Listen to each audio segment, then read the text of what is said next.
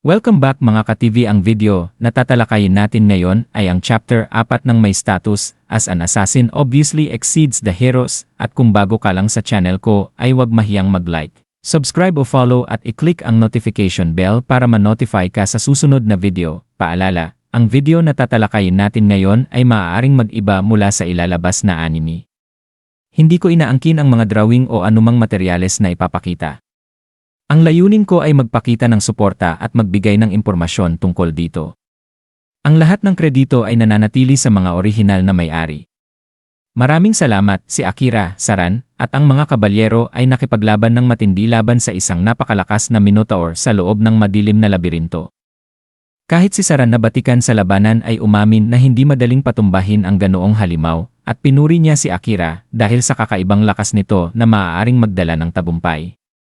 Nagtulungan ang mga mandirigma, si Saran ay gumamit ng nakakasilaw na kidlat upang pahinain ang halimaw, habang sinamantala naman ni Akira ang pagkakataon at tumalon sa likod nito upang palayain ang kanyang mapanganib na shadow magic.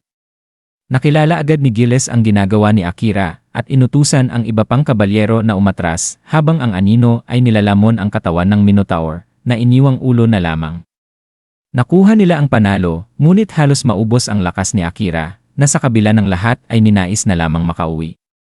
Ang iba naman ay hindi makapaniwala sa nakakatakot na kapangyarihang ipinakita niya. Matapos makatakas mula sa labirinto, dumaan ang grupo sa kabubatan patungong kastilyo.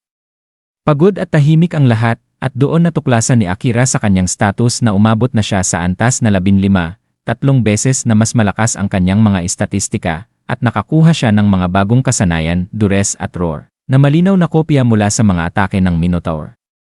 Naalala niya ang sinabi ni Saran na maaaring matutunan ng isang mandirigma ang kasanayan ng kalaban kung direktang tatamaan nito. Napaisip siya kung nakakuha rin ba si Tsukasa ng bagong abilidad dahil ito ang humarang sa halimaw upang protektahan ang lahat.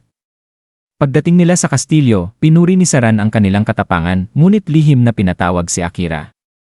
Doon, ipinagkatiwala niya rito ang isang alamat na sandata, isang katana na ginawa mismo ng unang bayani. Hindi ito hawak ng kasalukuyang hero sapagkat ibang uri ng espada ang itinadhana para rito. Nabigla si Akira, ngunit agad niyang naramdaman ang koneksyon sa sandata, lalo na nang makita niya ang inskripsyong Hapons na nagsasabing Yato no Kami, o Diyos ng Gabi at Talim.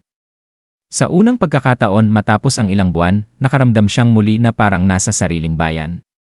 Ngunit ang kanilang sandaling kapayapaan ay agad napalitan ng kaba nang matuklasan ni Akira ang Prinsesa Maria na gumagamit ng mahiwagang kristal upang sumpain si Tsukasa. Tinuligsan niya ang obsesyon ng prinsesa sa hari at winasak ang kristal. Inaakalang tuluyan ng napalaya ang kanyang kaibigan. Gayunpaman, walang pagsisising ipinakita si Maria, at ipinahayag na marami pang nakatagong kristal sa kastilyo, lahat ay para sa kaluwalhasyan ng kanyang mahal na hari. Nabahala si Akira at agad na iniulat kay Saran ang nangyari. Nang suriin ng commander ang kristal, nagpakita siya ng mabigat na ekspresyon at binanggit ang isang matagal ng panganib na maaaring hindi pa tuluyang naglalaho. Bagaman tila nawala ang sumpa, malinaw na may mas malalim na banta ang kanilang haharapin. Kinabukasan, ginising si Akira ng mga sigaw ni Tsukasa. Laking ginhawa niyang makita na tila malaya na ito mula sa sumpa, ngunit bigla siyang kinalagkad nito patungo sa isang nakakatindig balahibong tanawin, si Commander Saran, nakahandusay na walang buhay, may nakabaong punyal sa kanyang dibdib. Ang pagkamatay ng kanilang pinakamalakas na kakampi ay nag-iwan ng matinding pagkabigla at lungkot. Ang kanilang tagumpay laban sa Minotaur, ang pagtuklas ng alamat na katana, at ang paglaya mula sa sumpa ay biglang napawi ng mapait na katotohanang iniwan na sila ng Commander. Ngayon, nahaharap si Akira at ang kanyang mga kasama sa mas madilim at mas mapanganib na hinaharap, walang katiyakan kung sino ang kanilang tunay na kaaway. At dito nagtatapos ang chapter 4 ng may status as an assassin obviously exceeds the hero. Gusto niyo ba ng chapter 5? Mag-comment na sa baba at maraming salamat.